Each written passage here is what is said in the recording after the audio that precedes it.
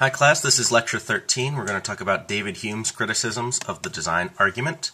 This is at the end of chapter 4.2, pages 342 to 347 of our textbook. So just to review, the design argument in general says that the universe really looks like it was designed, and things that look designed, well, they probably are designed. So that means the universe was probably designed. Now, so far, we've introduced two versions of the design argument. We looked at William Paley's analogy argument that compared a world to a watch, and we took a look at an inductive version of the design argument that said, well, we've got all these examples of human-made objects that are complex, ordered, and functional. That's good evidence that all complex objects, like natural objects, are also designed. Well, let's take a look at David Hume's criticisms of these versions of the design argument. David Hume is introduced on page 342 of the text, so if you got your book, you might want to open to that page. David Hume was this 18th century Scottish philosopher, and he offers these four separate criticisms, a really well-known philosopher, by the way. And we're reading something from a dialogue concerning natural religions, I believe, is the title of it. Let me make sure I've got that correct, because I feel like I don't. The title of it is Dialogues Concerning Natural Religion. That was pretty close. And it really is a dialogue, just like Plato wrote dialogues. So did Hume. And the characters in his dialogue, there were three of them. There was a guy named Cleanthes, who was a theist who really trying to offer legitimate arguments why there is a God. There was a guy named Demea, who was more of a everyday kind of believer.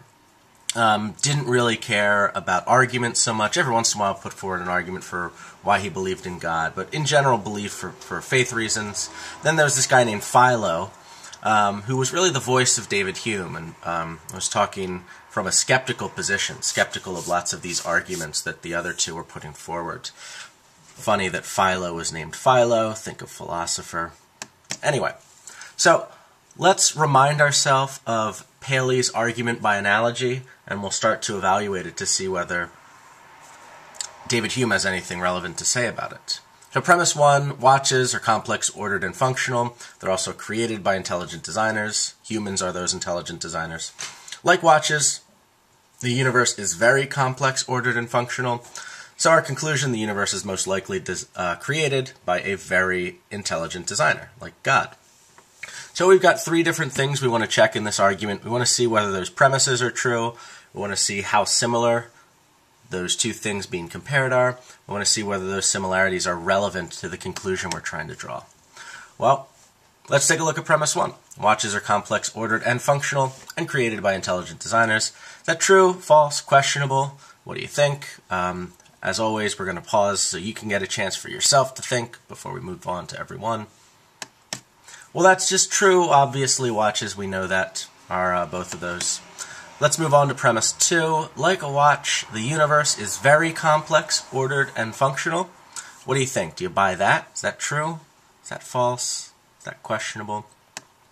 Well, we can start to wonder a little bit about this. If we're talking about the entire universe, what does it mean to say it's complex? Compared to what? We don't have any other universes to compare it to, really. We certainly think that the universe is literally everything. Do we just want to compare it to part of itself? Well, yeah, it's more complex than a part of itself, but the whole's always more complex than any part. So that seems like it's a weird question it's asking. Is the universe ordered? Well, definitely parts of it are, like our little corner of the universe is. Earth seems to be really ordered and put together well, but that's only part of the universe, part of a really, really vast universe. And, I mean, really, most of the universe is just vast stretches of nothingness, just empty space between stars and floating space debris. And think about all the seeming disorder and chaos in our entire universe. Exploding stars, imploding stars, bunches of space bit hitting other bunches of space bit, like meteors crashing into each other, meteors crashing into planets. All that sort of stuff suggests that it's not as ordered as we might think it is at first glance. And here's a really interesting question. Is our universe functional? What the hell's the purpose of the universe in the first place? Well, now, I know lots of religions have particular answers to that, but that's just going to beg the question. The very question is whether there is a God out there giving our galaxy a purpose. And I don't know, it's certainly not obvious what the single function or set of functions that the universe on the whole has, the purpose it is. So these are things to worry about. Is it really true that the universe is complex, ordered, and functional? Well, now, I did go through all this, but I think there is a response to this type of potential criticism. The response is to say, yeah, I guess if you're talking about the universe in its entirety, we might worry about it being complex, ordered, and functional. But really, remember what we talked about in the universe that we thought was complex, ordered, and functional. Things like a human eye, things like atoms and molecules, or ecosystems.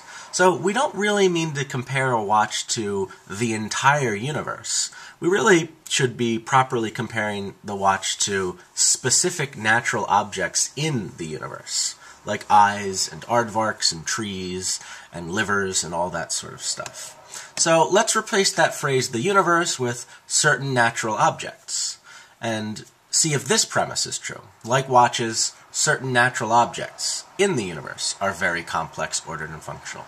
What do you think? True, false, questionable?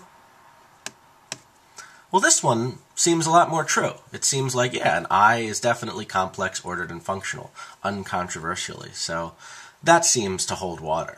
So it looks like we got true premises. Now let's take a look at this argument's structure. And every time we evaluate an argument by analogy, we want to compare the similarity, and we want to figure out whether the similarity is relevant. So let's do this similarity comparison first. Is a watch really similar to the universe? What do you think? How similar is a watch and the universe? Well, Hume says, not very. A watch is not similar at all to the universe. Hello, cat. Excuse me while I take this cat out of the way. Sugar. So, his quote, if you want to go to the top of page 343, he says, the dissimilitude between a watch and the universe is so striking that the utmost you can here pretend to is a guess, a conjecture, a presumption concerning a similar cause. So, first off, I just really like the word dissimilitude. That's one of my favorite words. I'm not a fan of fancy words in general, but that just has such a nice ring to it that I like that. But he's just saying, look at how different a watch and the universe are. You probably can't get two more different things. A watch is really tiny, it fits on your wrist.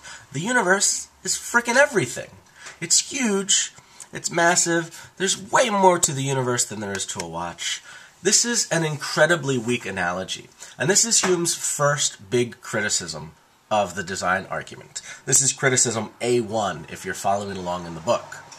A house, or a watch, and the universe are so different, according to Hume, that we can't really learn or conclude anything in comparing them.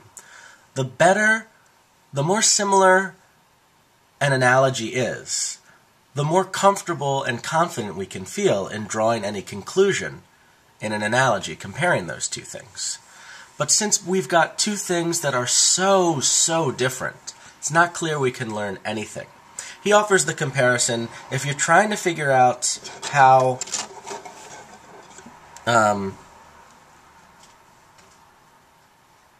humans' circulatory systems work, it's probably best to actually take a look at humans, like do an autopsy and take a look at their circulatory system. Next best thing maybe would be to check out the circulatory system in another animal, like a frog, maybe a fish. Now you're getting far away. If you start dissecting a tree or a plant, though, you're so far removed from circulatory systems, even though there are roughly analogous things, fluids moving within plants, it's just not going to help you at all in understanding how human circulatory system works. So, the less similar, the weaker, and this is about as dissimilar as it gets. So, Hume says, I don't think we can compare these two at all.